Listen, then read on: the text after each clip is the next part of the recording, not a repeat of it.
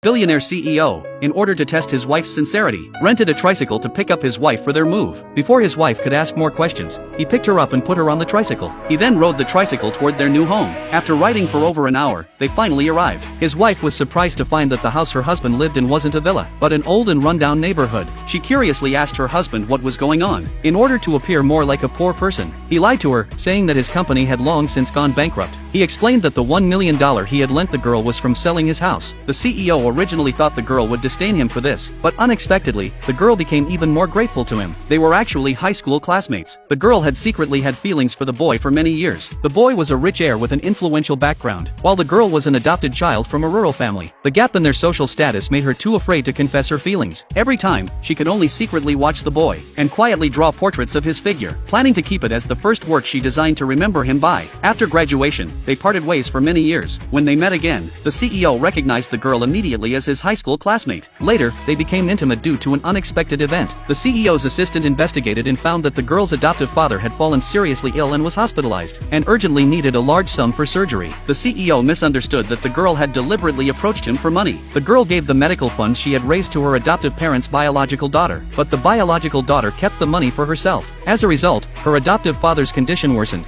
and there was no money for surgery. The girl spent all her savings and was helpless, and could only squat on the floor, crying in despair. At that moment, the CEO, who was being urged by his parents to get married, arrived at the hospital. The CEO asked the girl to marry him. He promised to pay for the girl's father's medical expenses. After registering their marriage at the Civil Affairs Bureau, the CEO asked the girl to move in with him, to test whether the girl was after his money. He specifically rented a tricycle to pick her up. This leads to the scene at the beginning. They arrived at a new home that was only 10 square meters in size. The CEO smugly thought his plan would work. He thought that the girl would immediately divorce him when she saw such a poor house, but the girl was not after his money. Moreover, to thank the CEO for his help, the girl decided to treat him well in the future. Then, she secretly touched the CEO's body, and suddenly realized that his chest size didn't match the one she had drawn before. When she heard the CEO's angry reprimand, she awkwardly stopped. She then shyly ran back to the bedroom. In a panic, she forgot to bring her sketchbook, so she used her phone to roughly record the CEO's chest measurements, planning to prepare well for the design competition. She wanted to work hard and earn money to repay her hastily married husband. The CEO accidentally found the girl's portfolio, and to his surprise, there was a portrait of him inside. This made him even more certain that the girl had done this to get closer to him. In fact, the girl had secretly loved him for many years. The CEO,